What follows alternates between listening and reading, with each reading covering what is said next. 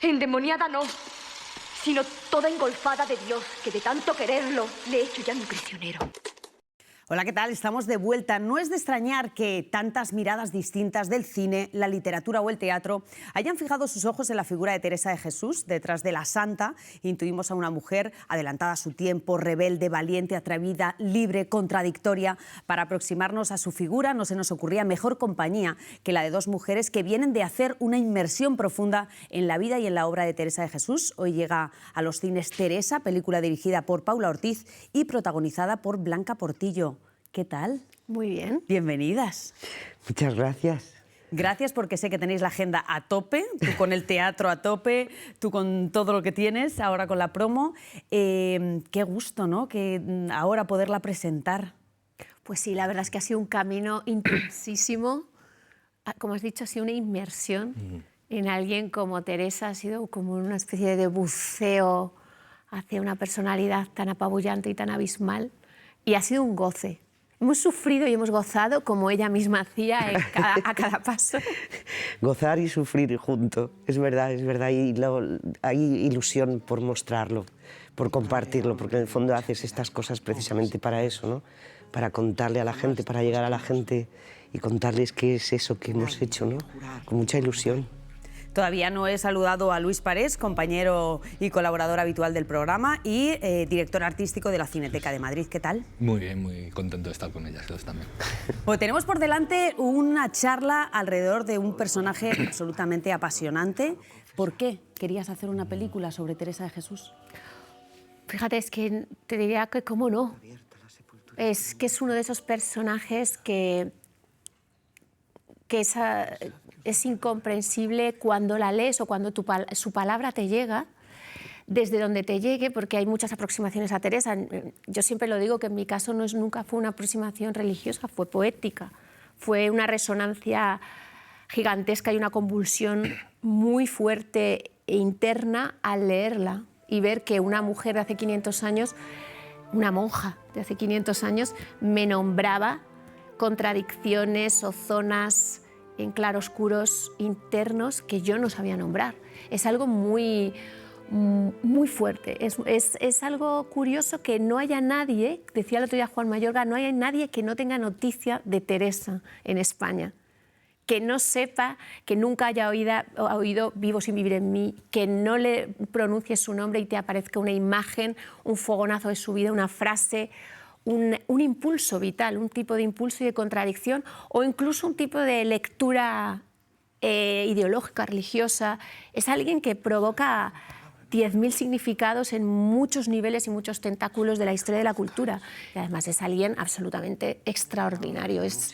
Yo siempre lo digo, que es 1000 mujeres a la vez, que aquí esta señora se tuvo que enfrentar a 1000 mujeres. ¿Cómo fue enfrentarse a esas 1000 mujeres? Es difícil, la verdad es que son personajes que de primeras casi te echan para atrás. Dices, uff, aquí hay demasiado como para poder dejarlo en algo que sea para mí aprehensible, es que es muy difícil. Pero detrás de todo esto yo siempre he pensado que había una mujer, un ser humano, con miedos, con ganas, con sueños, con terrores, con fuerza.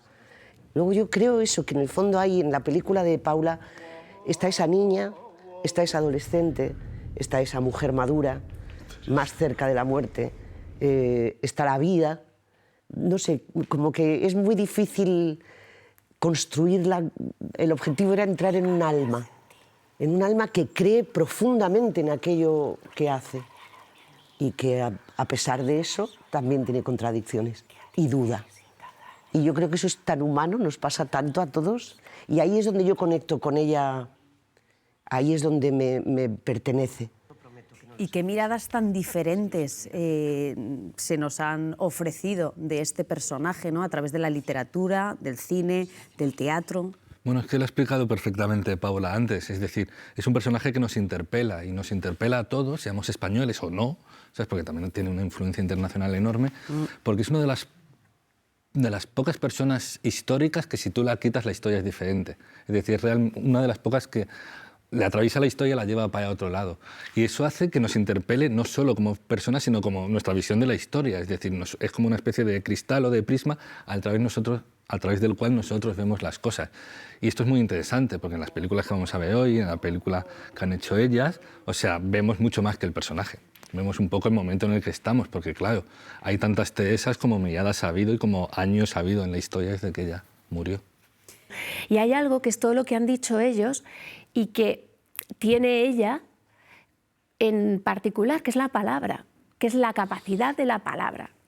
Que eso para mí es exactamente lo que estabas diciendo, como el prisma de la historia y la capacidad personal de tener una pluma tan afilada, tan en tensión y tanta hermosura y tanto amor y tanta pasión en lo que escribe, que para mí sigue siendo, o sea, a veces la ha tratado en los cánones como una poeta menor dentro del Siglo de Oro, y para mí es una poeta mayor dentro de la literatura occidental. Hay una cosa curiosa, Juan cuando escribe La lengua en pedazos, que es de donde parte la peli, el 98% de lo que se dice está sacado de los textos de Teresa. Es decir, Juan crea el artefacto de un inquisidor que se encuentra con Teresa. Pero todo lo que dice Teresa por su boca es suyo. Es la palabra de ella, es ella. Ella escribía así y está ahí. Y entonces yo creo que eso tiene un valor importantísimo. Y qué trabajo tan espectacular el de Blanca y Asier. Y qué bestia lo que se produce entre ellos, ya han trabajado más veces juntos, en esta película, ¿no? Hay algo, es un tú a tú, un cara a cara bestial. Es algo que ellos lo tienen por su cuenta y juntos lo multiplican. Y es un auténtico privilegio trabajar con ellos, pero verlo en persona. Estás ahí y ver cómo pasa todo, pasa la pasión, la electricidad, pasan las dagas, pasan las caricias, es muy bonito. Me educaron para distinguir el amigo del enemigo detrás de las palabras, las vuestras, que esconden más que dicen. A mí no conseguirán confundirme. Sin duda son dictadas por demonio. Tanto exceden medida de mujer. A poco que hagamos las mujeres, se juzga exceso lo que hagamos.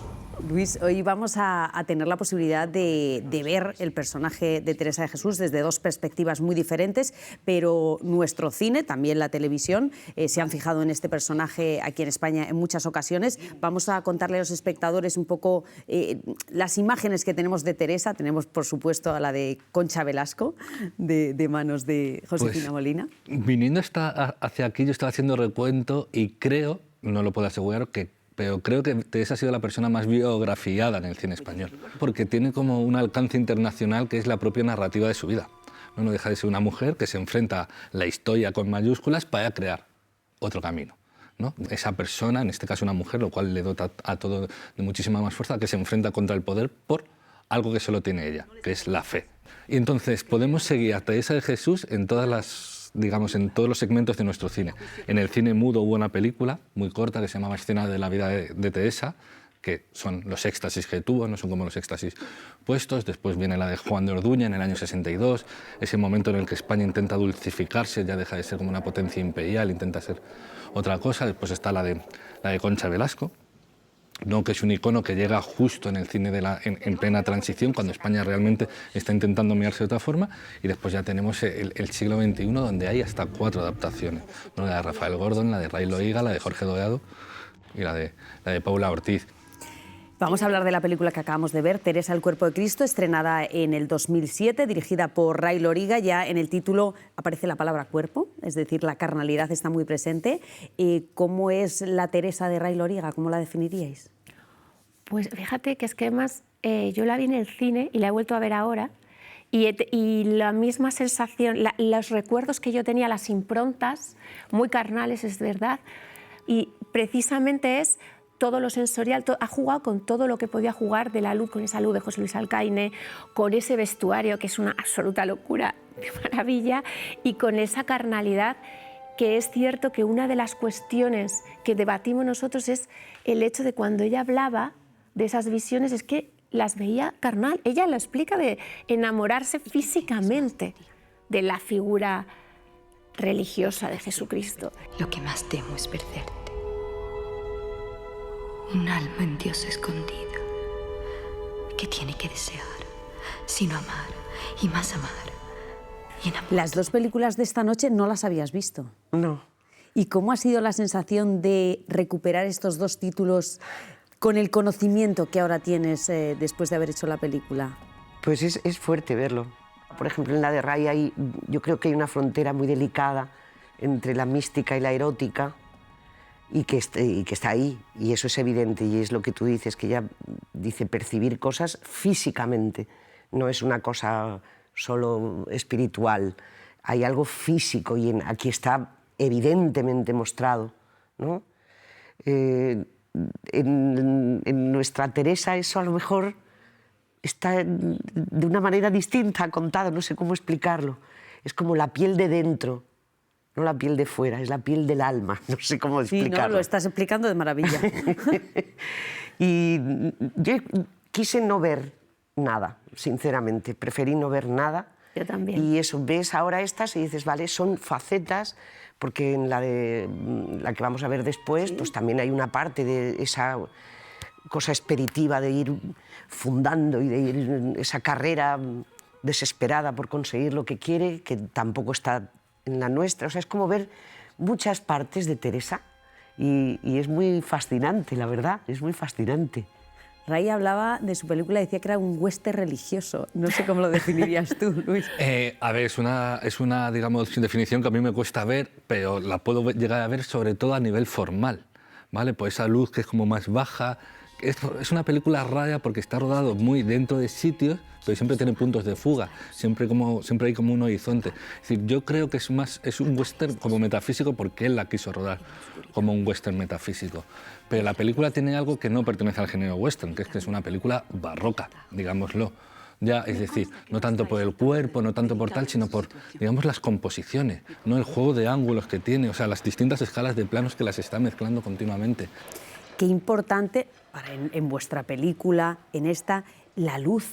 Aquí, ¿cómo es el manejo de la luz por parte de Alcaine? Ellos, al parecer, se fueron al Museo del Prado a ver los cuadros religiosos de la época en la que vivió Teresa de Jesús. Lo que hicimos fue estudiar el sistema de esos pintores, tanto el sistema de la luz como el sistema de composición, las posiciones de las manos, las diagonales entre las miradas, cómo colocar a los personajes en cuadro y elaborar nuestros propios cuadros, ¿no? Hay algo, es verdad, que en la luz y en las referencias de los pintores barrocos que expresan emocional, estética y éticamente lo que significa el barroco. Porque el barroco esconde, es máscara, es pliegue, es todo eso que está en la literatura y que está en la pintura y que está en la escultura, está en estos planos. Hay algo formalmente que es verdad, que cinematográficamente es muy poderoso, es muy salvaje la apuesta de esa película a ese nivel. Es interesante ver cómo la Iglesia recibe cada adaptación que se hace de un personaje histórico y que forma parte de la Iglesia como Teresa de Jesús. ¿Cómo fue la recepción cuando estrenó Ray Loriga? Porque hubo ahí mucha polémica, y lo difícil también que se lo pusieron en un principio a Juan de Orduña, aunque ahí fue más la censura. La recepción fue polémica, pero es obvio que fuese polémica, ¿no? Porque Teresa de Jesús, entre otras cosas, es doctora de la Iglesia, es decir, tiene un cuerpo textual, doctrinal, que hace como que tú te puedes acercar más a Dios. Y aquí, en la película de Ray, apenas hay doctrina. El camino que ha elegido él es el de los cuerpos, cómo sientes las cosas y cómo, digamos, las transmites de una forma muy epidérmica. Entonces, fue recibida con polémica porque obviamente esta película no fue hecha pensando en la Iglesia, fue hecha más pensando en un ser humano, en una mujer, ¿sabes? En un cuerpo que realmente tuvo vida, y es normal que fuese así. Hablas de cómo fue la recepción de Juan de Orduña. La recepción de Juan de Orduña también fue difícil, pero porque ahí estaba, Teresa significaba otra cosa y todo el mundo quería que significase otra cosa, ¿no? De hecho, cuando veamos la película de Juan de Orduña, lo hemos comentado antes, ¿cuántas veces se pronuncia la palabra España? O sea, se pronuncia más la palabra España que la palabra Dios. A mí también me esperan, porque en España queda mucho por conquistar. En España. Teresa tenía que representar una cosa muy clara, y Juan de Orduña, sin embargo, quería buscar un camino más parecido al de Ray Loriga, más una mujer como Juana la Loca o como Agustina de Aragón, una mujer fuerte, violenta, capaz de anteponerse. Entonces, de ese difícil equilibrio surgió todo. Ahí fue la censura quien le iba acotando todo el tiempo, porque hasta el Papa le dio, vamos, fueron a presentarle el guión al Papa y creo que le dio la venia. Fuimos al Vaticano, se habló con el Papa, con los consejeros del Papa, y puso el Nil Obstat en el guión, o sea, dijo que se podía hacer perfectamente, y aquí la censura dijo que con el Nil Obstat del Papa aquí no se podía hacer, o sea, más papistas que el Papa. Pensemos que en el año 47 Juan de Orduña hace Locura de amor sobre Juana la Loca y su siguiente proyecto quiere que sea Teresa de Jesús. Es decir, si lo ponemos en paralelo, que además con la misma actriz, no una mujer que se rasgue los hábitos, tal, y eso no era la Teresa que estaba, digamos, que estaba proclamando ni la Iglesia española ni el Estado español en aquel momento. Entonces le empezaron a poner como distintos guionistas. Guillermo Díaz Plaja, ¿sabes? Como distintos guionistas, hasta que Juan de Orduña dijo, es que yo no me identifico con este guión, yo no quiero este guión. Entonces se lo dan a Manuel Muyotti, que esta es otra fantasía, como hubiese sido la Teresa de Jesús de Manuel Muyotti. Manuel Muyotti, pues ya que dice, hostia, a mí la fundación de los conventos no me importa, me importan los éxtasis, yo quiero, ¿sabes?, camallas en espiral y tal. Entonces sigue el Estado, digamos, el franquismo, sigue sin encontrar el guión adecuado para Teresa de Jesús. Manuel Muyotti se aleja y al final le meten a Pemán como co-guionista. ¿Qué hace Pemán? Es un hombre del régimen, es un hombre muy católico, entonces lo va dulcificando hasta encontrar esto que es una especie de raro juego de equilibrios. ¿Cuál es la Teresa de Juan de Orduña? Pues una Teresa peleona, pero ascética, ¿no? Es decir, que pelea siempre sin levantar la voz. A Dios solo se le sirve cumpliendo humildemente las órdenes de la Santa Madre Iglesia. Tomad. ¿Qué me dais aquí? El breve del Papa autorizándome a fundar. Entonces es como una especie de figura que todo el mundo podía, con la que todo el mundo podía transigir. Blanca, cuando te he preguntado qué te había parecido la película, dices que es muy fuerte. ¿Por qué te ha parecido muy fuerte esta versión? Bueno, me parece una mega superproducción para la época. Sí, lo fue. Tiene algo, hay veces que cuando hablamos de nuestra Teresa que dicen, viene de una obra de teatro, la teatralidad, ahí la teatralidad es, para mí es desmesurada, pero la teatralidad me refiero a, casi hueles a la construcción de los decorados, ¿no? No sé, es una sensación muy particular. ¡Vete! ¡Vete! ¡Vete! Y luego es verdad, pero hay algo muy atractivo. A mí me ha producido mucha fascinación esa Teresa, fíjate, porque yo sí que veo una mirada hacia adentro, a veces demasiado explícito, si quieres, por dónde colocas la cámara, pero sí que siento que ella mira hacia adentro, se escucha. Luego hay una parte que a mí me gusta, que su determinación no sea violenta, sino tiene una capacidad para ir transformando a todas las personas con las que se cruza, que por lo visto históricamente esto era así. Hay gente que escribía sobre ella que decía que era persona que se juntaba con ella, persona que cambiaba. Y luego hay un montón de personajes colaterales. Veo la testosterona del mundo en el que vivía, esos hombres tan grandes y tan... que gritan tanto y que son tan brutos, ¿no? Y es verdad, se enfrentó a un mundo así, de alguna manera. Mujer, ese convento demasiado abierto, donde ahí se liga y va la gente. Está tan bien contado que me parece muy valiente, además, contar eso en esa época. Aparece que ya la princesa de Éboli, que eso ya me dejó muerta. Es una princesa de Éboli flipante, porque es verdad que dicen que eran las dos mujeres más poderosas, una en el mundo político y social y la otra en el mundo espiritual. Y había una rivalidad, bueno, fue quien la denunció a la Inquisición, de alguna manera, ¿no? Pero la princesa de Éboli me parece inmenso. O sea, y luego, claro, aparecen una cantidad de actores de cuando yo era pequeñita, claro, que dices, madre de Dios bendito, es hay una un José maravilla. Bódalo que te caes muerta. Dios está con ella. ¿Tenéis algún otro horrible pecado? ¿Cómo definirías tú la Teresa de Juan de Orduña? Pues es que es lo que estabais diciendo todos. A mí hay algo que me apabulla de lo bien contada que está, como tantas películas del franquismo bajo la censura. ¿A qué obliga la censura? ¿A qué juegos obliga la censura? A encontrar caminos para contar. Entonces, siempre son interesantes. Sí, que es muy interesante y que creo que tiene mucho que ver con Teresa. Es que ella vivió así.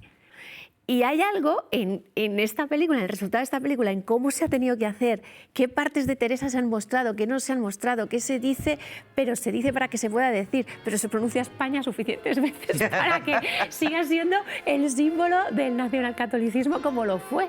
A mí también me ha dejado muy impresionada, me ha parecido muy fuerte. Y es que creo que es verdad que ahí, yo no sé, creo que se intuye un deseo de contar desde un lugar que no es precisamente demasiado ortodoxo religiosamente o políticamente, porque hay cosas ocultas ahí. Si la ves 2 veces, empiezas a descubrir cosas.